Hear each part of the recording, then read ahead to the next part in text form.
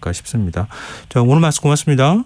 고맙습니다. 네, 지금까지 이형관 KBS 기자였습니다.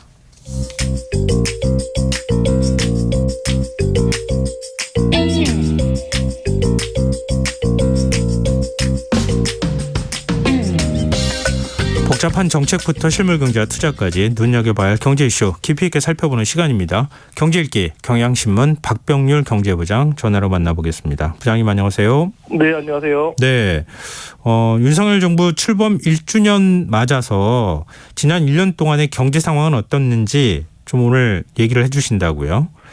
일단 네, 기획재정부 평가부터 말씀 좀 해주세요. 네, 어제 그 기획재정부가 그 윤석열 정부 출범 1년을 맞아서 평가 자료를 냈는데요. 네. 일단 그 정부가 자체 평가 어떻게 하는가 일단 이거부터 한번 보겠습니다.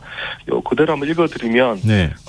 전 세계 과잉 유동성 그리고 그 우크라이나 전쟁 등에 따른 유례없는 고물가 그리고 이제 급격한 금리 인상에 따른 글로벌 경기 침체 우려, 부동산 가격 급등, 가계부채 국가 부채 급등 등 이런 그 대내외 어려운 환경에서 전 분야에 걸쳐서 대변혁을 추진을 했고 그 결과 그 자유민주주의와 시장 경제의 기본을 바로 세우는 큰 틀에서의 변화를 추진 중이다 이렇게 평가를 했습니다. 네. 그러면서 건전재정 기조하에 약자 보호 등 연대와 그리고 공정의 가치 확립에 집중을 했고 한일 한미 동맹 등 그 국제 연대를 회복을 해서 지난 1년간은 대변혁의 그 초기 단계로 점차 성과가 가시화되고 있다. 그리고 이제 중장기적으로 보다 큰 국민 혜택이 돌아갈 것이다. 이렇게 평가를 했습니다. 그러면서 구체적으로 세계적인 인플레 상황에서 적극적으로 정책 대응을 통해서 물가를 14개월 만에 3%대로 복귀시켰고 역대 최고의 고용률과 최저 실업률을 달성했다. 이렇게 평가를 했습니다. 네. 이게 자화자찬이라고 봐야 됩니까? 아니면은 이게 평가라고 하면은 보통 좀 모자란 부분들도 같이 쓰잖아요. 그런 건 없어요? 네, 이 보고서를 보면 이제 끝부분에 미진한 부분에 대한 기술은 있습니다. 근데 그렇게 많지는 않고요. 네. 이렇게 되어 있습니다. 어려운 여건 속에서 나름의 성과가 있었으나 아쉬운 점도 상존한다. 이런 문구가 지금 짧게 들어가 있습니다. 네. 그러면서 이제 경기 그리고 금융시장 물가 전반의 불확실성 및 그리고 불씨가 여전히 남아 있다. 그리고 IT 부분 중심의 수출과 경기 부진이 지속됐고 물가의 경우에 상승세 둔화 흐름에도 불구하고 여전히 높은 수준이다. 이런 이제 부정적인 평가. 이 정도 지금 기술이 되어 있습니다. 평가는 뭐 저희 애청자분들께서 좀 해주시리라 이렇게 생각하는데요. 일단 좀 우리가 보통 경제를 논할 때 경제 지표를 가지고 많이 얘기하잖아요. 네. 경제 지표를 좀 살펴보면 이 평가가 적절한 것인지 아닌지 알 수 있을 것 같은데요. 네, 사실 몇몇 지표 보면 정말 이게 우리가 1년 전과 비교해서 같은 나라일까 싶을 정도로 크게 바뀐 것들이 있습니다. 아, 그래요? 네, 이게 뭐 누구의 잘못이다 이런 부분을 따지는 게 아니라 똑같은 지표를 보는데 이렇게 상황이 달라졌나? 이런 이제 느낌이 나는 그런 지표들이 있다는 건데요. 오늘 나온 이제 최신 지표 수출 같은 경우 이게 아마 우리 국민들도 체감하는 가장 달라진 지표가 아닐까 싶은데 예. 지금까지 우리나라가 그 만성 무역수지 흑자국이라 생각을 했는데 네. 지난 1년간 우리가 월별로 단 한 번도 지금 무역수지 흑자를 기록한 적이 없습니다. 이 만성 무역수지 적자국 되는 것 아니냐 이런 우려가 나오는데 이 정말 지금 생경한 그런 지표라고 봐야 될 것 같습니다. 이달 들어서 10일까지 지금 수출액 보니까 1년 전 같은 기간보다 10.1% 감소를 했는데 네, 지금 수출액 7개월 연속 지금 줄어들고 있고요. 특히 이제 원유라든가 지금 에너지 가격이 떨어지면서 이 수입도 줄어들었습니다. 예. 수입은 5.7% 줄어들었는데 그거보다 수출 감소가 더 크다 보니까 역시 지금 5월 들어 10일까지도 또 우리가 무역수지 적자를 이제 기록을 이제 하게 됐고요. 그러면서 올 들어서 5월 10일까지 무역수지 적자 지금 거의 300억 달러 육박하고 있는데 지난해 무역수지 적자가 역대 최대였습니다. 지금 이 무역 적자에게 지금 60% 지금 넘어서는 이 무역 적자를 지금 5월 들어 10일까지만 올 들어 시작을 해서 지금 저희가 지금 이제 기록을 하고 있다 이런 얘기고요. 네. 특히 이제 중국 우리나라 최대 교육국인데 지금 이달 들어 10일까지 역시 중국에 대한 수출도 1년 전 같은 기간보다 14.7% 줄었는데 중국으로 수출 지난달까지 11개월 연속 지금 계속 감소를 하고 있습니다. 베트남, 일본, 대만, 아시아 쪽 수출, 싱가포르까지 저희가 더 크게 줄었고요. 예. 반면에 이제 미국하고 EU는 이제 수출이 증가했는데 이것도 역시 저희가 이제 1년 전에 이제 봤던 그런 여러 가지 수출 트렌드랑 비교해봤을 때 정말 또 생경하다 이제 이렇게 보실 수가 있을 것 같습니다. 지금 무역 수지는 이렇다고 쳐도 경상수지는 어때요? 네, 지금 지난 3월에 경상수지가 이제 석 달 만에 이제 가까스로 흑자 전환을 했는데요. 우리가 또 경상수지 걱정하는 것도 참 정말 오랜만인 것 같습니다.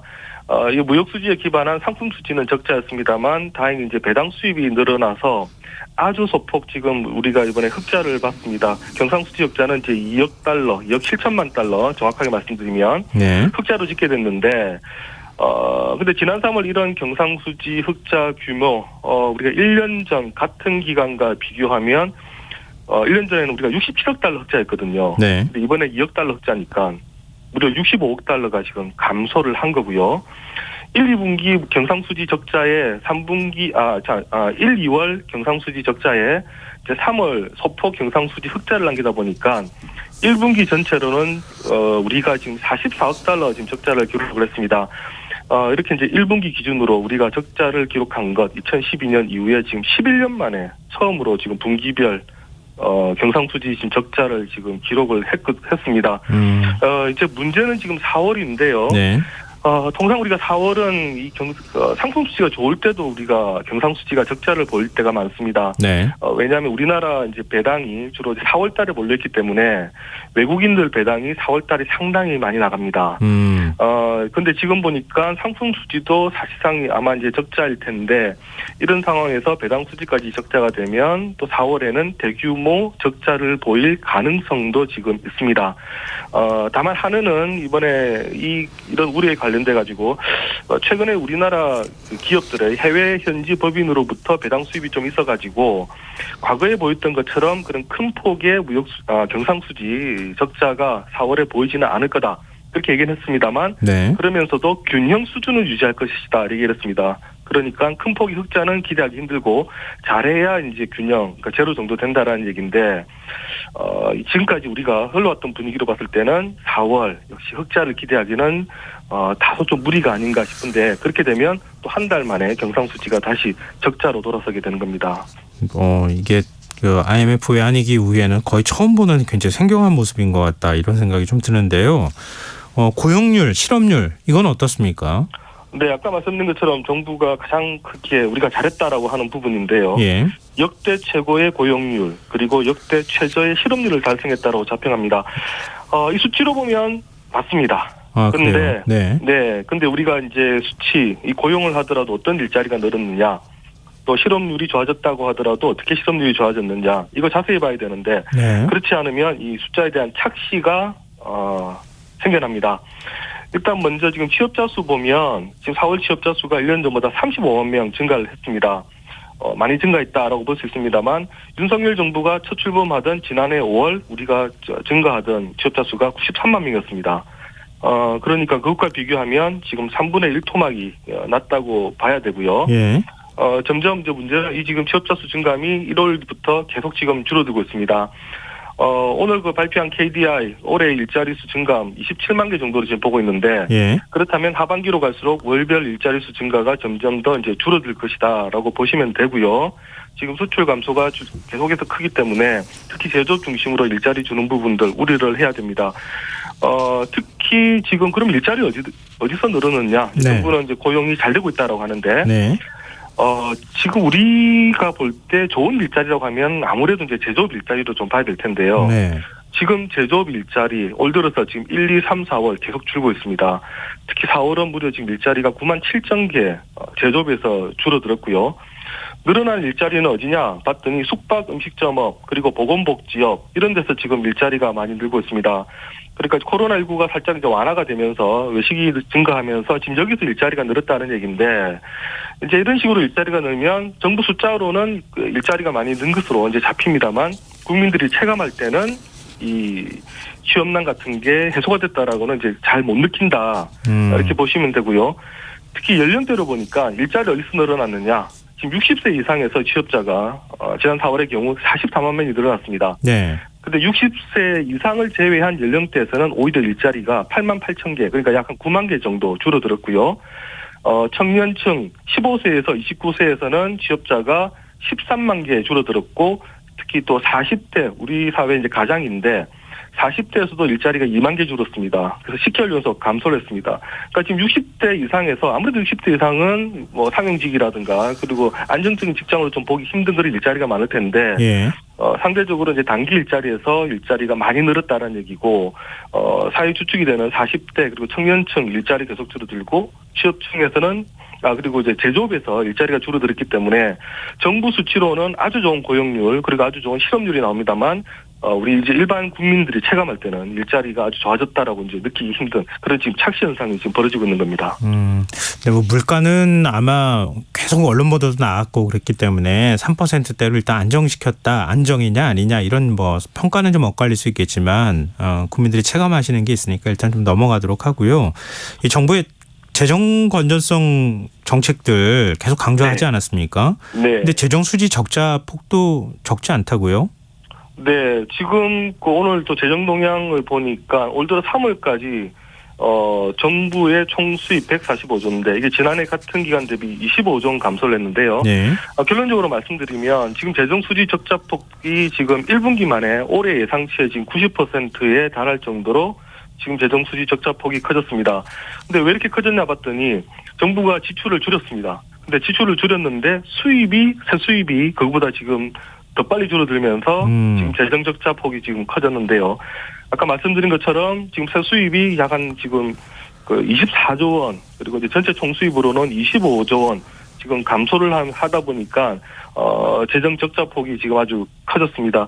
이 부동산 경기 침체 이런 부분들도 컸고요. 특히 이제 법인세 수도 이제 많이 줄었고.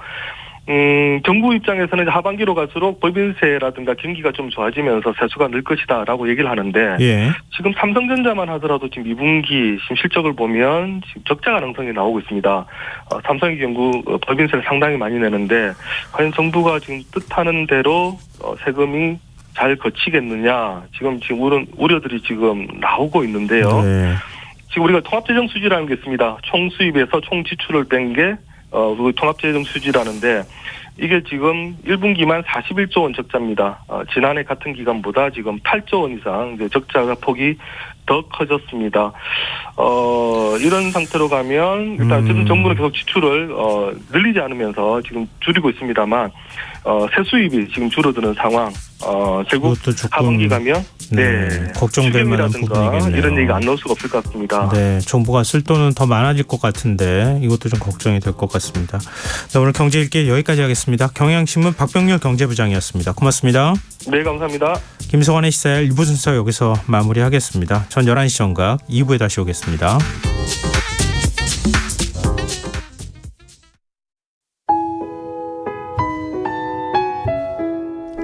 청취자 여러분, 위기가정을 찾아주세요. 어려운 경제 상황 속에서 긴급한 경제적 지원이 필요한데도 복지 사각지대에 놓여 있어 아무런 지원도 받지 못하고 극한 상황으로 내몰리고 있는 위기가정이 늘고 있습니다. KBS 강태원 복지재단에서는 가정의 달을 맞아 사회 안전망에서 벗어나 위기에 처해 있는 가정을 발굴해 긴급 지원하는 사업을 시작합니다. 여러분 주위에 스스로의 힘만으로는 도저히 일어설 수 없는 힘든 이웃이 혹시 있는지 찾아봐 주세요. 우리 사회의 건강한 구성원으로 신속히